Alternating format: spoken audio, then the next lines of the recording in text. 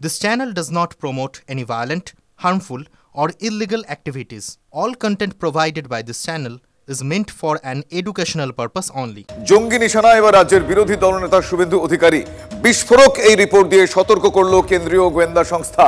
বাংলাদেশে দুটি জঙ্গি সংগঠনের টার্গেট শুভেন্দু অধিকারী। রাজ্যে ঢুকেছে ৩ বাংলাদেশি জঙ্গি, রিপোর্ট দিয়েছে গোয়েন্দা সংস্থা। রাজ্যকে সতর্ক বার্তা কেন্দ্রীয় গোয়েন্দা সংস্থার।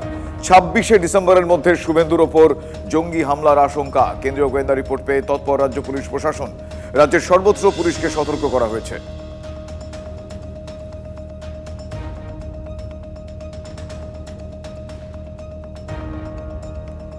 বাংলাদেশের অস্থির পরিস্থিতির মধ্যে এবার গোয়েন্দা রিপোর্ট। এই গোয়েন্দা রিপোর্টে যথেষ্টই উদ্বেগ বাড়ছে। শুভেন্দু অধিকারীর ওপর হামলা হতে পারে এমন আভাস মিলেছে, এমন সতর্কবার্তা মিলেছে গোয়েন্দা রিপোর্টে, এবং সেই মতো কড়া পুলিশ প্রশাসন। ২৬শে ডিসেম্বরের মধ্যে জঙ্গি সংগঠনের তরফ থেকে হামলা আসতে পারে শুভেন্দু অধিকারীর ওপর, এই সতর্কবার্তা গোয়েন্দা রিপোর্টে পাওয়া গিয়েছে। ইতিমধ্যেই ৩ বাংলাদেশি জঙ্গি এ রাজ্যে ঢুকেছে এবং তাদের কার্যকলাপ, গতিবিধি, যাবতীয় বিষয় নিয়ে যথেষ্টই চিন্তায় প্রশাসন। কেন্দ্রীয় গোয়েন্দা রিপোর্ট পেয়ে তৎপর হয়েছে পুলিশ প্রশাসন। রাজ্যের সর্বত্র পুলিশকে সতর্ক করা হয়েছে। দুটি জঙ্গি সংগঠনের টার্গেট, বাংলাদেশের দুটি জঙ্গি সংগঠনের টার্গেট শুভেন্দু অধিকারী। এটা অসম্ভব কিছু না, এর আগেও হয়েছে হামলা, অন্যান্য দেশেও হয়েছে। এই যে মৌলবাদী যারা জামাতি, তারা সব করতে পারে, নিজের দেশের নেতাদের খুন করতে পারে, তো বিদেশে কেন নয়? তাদের এজেন্ট তো এখানেও আছে, বারবার ধরা পড়ছে বিভিন্ন জায়গায়। আর এখানকার রাজ্য সরকার এক প্রকার ডাইরেক্ট ইনডাইরেক্টলি তাদের সাপোর্টই করছে। তাই এখানে উগ্রপন্থী জামাতিদের বলবালা বাড়ছে, আর যারা তাদের বিরুদ্ধে বলবে তারা তাদেরকে টার্গেট করবে। তো কেন্দ্রীয় গোয়েন্দা সংস্থা জানতে পারছে, কিন্তু রাজ্যের গোয়েন্দা সংস্থার কোনো হেলদোল নেই।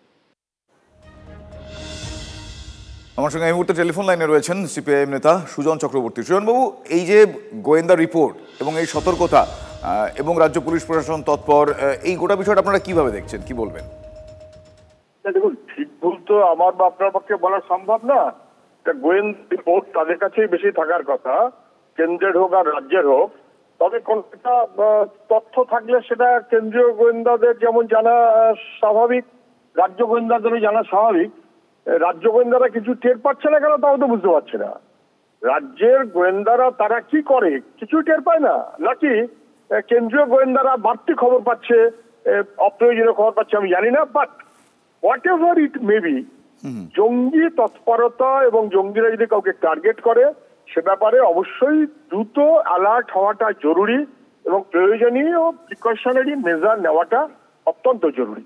যার ক্ষেত্রেই হোক, যেভাবেই হোক, এই জিনিস চলে না। জঙ্গি তৎপরতাকে ঠেকাতেই হবে।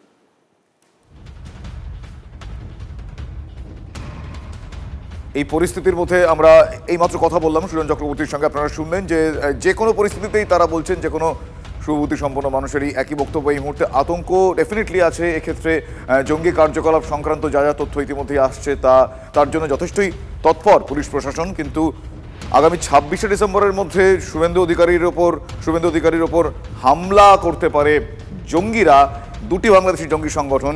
এই রিপোর্ট, কেন্দ্রীয় গোয়েন্দা সংস্থার এই রিপোর্ট কিন্তু যথেষ্টই উদ্বেগ বাড়িয়েছে। কিন্তু পুলিশ প্রশাসন প্রস্তুত রয়েছে। ইতিমধ্যেই ৩ জঙ্গি অনুপ্রবেশ করে, তাদের গতিবিধির ওপর বিশেষ নজর।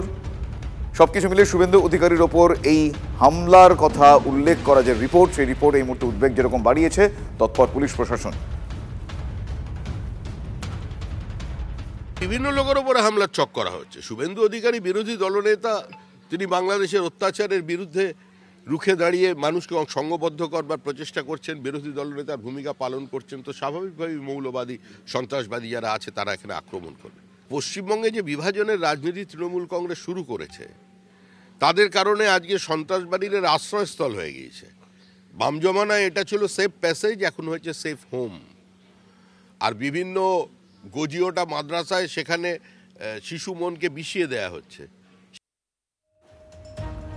বাংলাদেশের অস্থির পরিস্থিতির মধ্যে পাকিস্তান এবং বাংলাদেশের আল কায়দাপন্থী সংগঠনগুলো কিন্তু সমন্বয়, কোঅর্ডিনেশন বাড়াচ্ছে। ক্যানিং থেকে ধৃত জঙ্গি জাভেদ মুন্সি থেকে আনসারুল্লাহ বাংলা টিমের সদস্যদের জেরা করে একটার পর একটা চমকে ওঠার মতো তথ্য সামনে উঠে আসছে, গোয়েন্দা রিপোর্ট, গোয়েন্দারা তাই বলছেন। একটা বিষয় গোয়েন্দাদের কাছে স্পষ্ট হয়ে গিয়েছে, সেই বিষয়টা হলো যে ভারত বাংলাদেশ যে সীমান্ত, এই সীমান্ত জঙ্গিদের কাছে সেফ প্যাসেজ হয়ে উঠেছে। আর এই গ্রেফতারিতে এখনো পর্যন্ত যাদের গ্রেফতার করা হয়েছে, গোয়েন্দারাই বলছেন যে এরকমটা ভাবার কোনো কারণ নেই যে জঙ্গিদের ছক বানচাল হয়ে গিয়েছে। আশঙ্কা করা হচ্ছে তলে তলে স্লিপার সেল তাদের কাজ চালিয়ে যাচ্ছে, যেটা আটকাতেই এই মুহূর্তে গোয়েন্দা পুলিশ প্রশাসন তৎপর। TV9 বাংলার এক্সক্লুসিভ রিপোর্ট দেখুন, তাহলে বুঝতে পারবেন এখনো পর্যন্ত কোন কোন তথ্য কিভাবে পাওয়া গিয়েছে। দেখুন প্লিজ।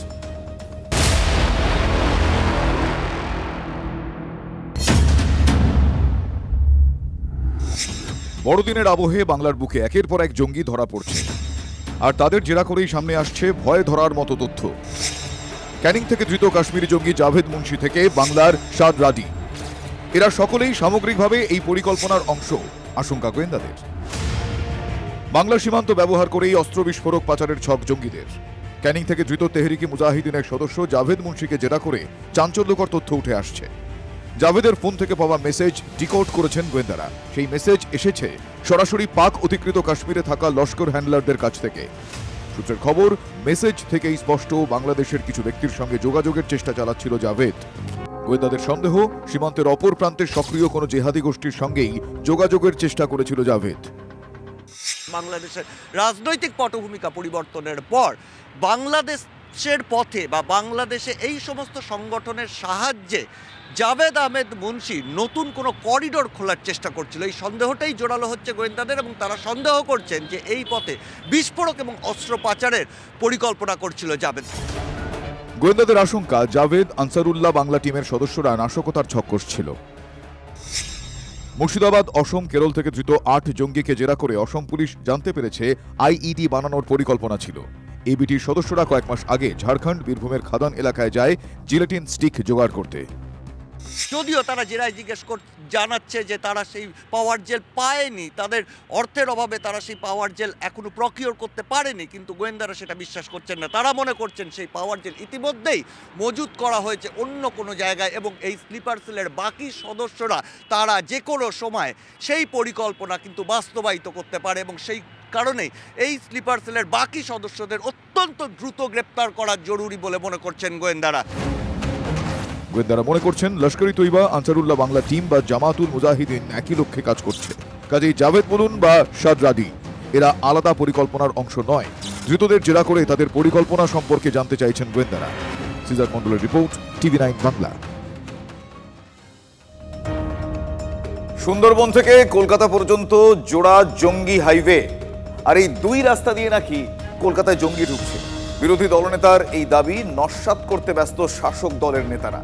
কিন্তু প্রশ্নটা হচ্ছে, নস্যাৎ করলেই কি বাস্তবের এই পরিস্থিতিটা উড়িয়ে দেওয়া যায়? যে রাস্তার কথা শুভেন্দু বলছেন, তার দু প্রান্তের দুটো জায়গার কথা, এই দু জায়গার মানুষের কথা আমরা বলবো। তাদের কথা শুনলে সন্দেহ আরো বাড়বে, ভয়ও আরো বাড়বে। শুনুন একবার। ক্যানিং থেকে কাশ্মীরি জঙ্গি গ্রেফতারের খবর পেয়েই মাতলা নদী পারের জনপদে ছুটে গিয়েছিল TV9 বাংলার প্রতিনিধি। ক্যামেরায় ধরা পড়ে টিন দিয়ে তৈরি ছোট ছোট আস্তানা। কারা থাকে ওখানে খোলাখুলি বলে দিয়েছিলেন এক বাসিন্দা। বাংলাদেশ থেকে যারা এসেছে তারা বেশিরভাগ ক্যানিং আছে। আচ্ছা, বাংলাদেশ থেকে যারা এসেছে। ক্যানিং এর কোন জায়গাটা বেশি আছে? ওই যে তোমার একদম এই চরপাড়াটা পুরোটা, মানে এই যে ব্রিজটা ঠিক আগেই যে চরটা দেখলাম, সেখানে প্রচুর বাংলাদেশের মানুষ আছে। ওইটা পুরো চরটা পুরো ব্লক করে দিয়েছে, পুরো ব্লক করে নিয়েছে। 30-40 হাজার টাকা খসালেই নাকি ঘর পাওয়া যায়। কিভাবে ঢোকে? ওসব হয়তো দেখা যাচ্ছে 30,000 40,000 এরকম নিল, একটা ঘর দিল, একটা ঘরের মতন জায়গা দিল, জায়গা দিতে আবার বেশি করে কিনে নিল, পাটের থেকে কিনে নিল। এই কাজও হয় এখানে? তো হয় না, ওরে বাবারে, সব জায়গায়। ক্যানিং দেখলেন, এবার খাস কলকাতার একটা অঞ্চলের কথা বলবো। শুভেন্দু অধিকারী যে দুটো রাস্তার কথা বলেছেন, দুটো রাস্তাই কলকাতায় এসে সায়েন্স সিটিতে পড়েছে। ঢিলছোড়া দূরত্বেই গুলশান কলোনি। সাম্প্রতিক বিতর্কের পর যে গুলশান কলোনি নিয়ে বিস্ফোরক তথ্য খুঁড়ে বের করেছিল TV9 বাংলা। গুলশান কলোনিতে বাংলাদেশিদের ভিড়। বাসিন্দা আর ভোটারের সংখ্যার পার্থক্য চোখ কপালে তুলে দেওয়ার মতো। বাসিন্দা 1,95,000। নির্বাচন কমিশনের তথ্য অনুযায়ী ভোটার সংখ্যা মাত্র 2,517। মানে এমন অনেক বাসিন্দাই আছেন যারা বহিরাগত, ভোটার কার্ড বের করে নেওয়ার সুযোগটুকুও জোটেনি এবং বেশিরভাগই বাংলাদেশি। গুলশান কলোনির বহুদিনের বাসিন্দারা এই অভিযোগ করেছেন। এলাকাবাসীরা বলছেন যে এই এলাকায় অজ্ঞাত পরিচয় ব্যক্তিদের বেশি দেখা যায়, যারা নিজেদের এলাকার বাসিন্দা বলে দাবি করেন। আদপে কারা থাকেন এখানে? একাধিক রিপোর্টে দেখা গিয়েছে এখানে জনসংখ্যার যে ঘনত্ব তা বাড়িগুলোর তুলনায় অনেক বেশি। না, ওখানে ভোটার বেশি নেই, ভোটার 3000-এর কাছাকাছি ভোটার আছে, কিন্তু লোক সংখ্যা অনেক। জোড়া জঙ্গি হাইওয়ে দিয়ে কলকাতায় এসে বাংলাদেশি জঙ্গিরা গুলশান কলোনিতে আস্তানা বানাচ্ছে না কে বলতে পারে? আলবাত বানাচ্ছে। এবার সেই তথ্য 2021-এর 12ই ডিসেম্বর কলকাতা পুলিশের সঙ্গে উত্তরপ্রদেশের এটিএসের হানা। তখন লখনৌয়ে গ্রেফতার হয় কয়েকজন অনুপ্রবেশকারী বাংলাদেশি। মফিজুর রহমান নামে এক বাংলাদেশি পাচার চক্রীর নাম উঠে আসে। মফিজুরকে জেরা করে গুলশান কলোনির L38 বাড়িতে হানা দেয় পুলিশ।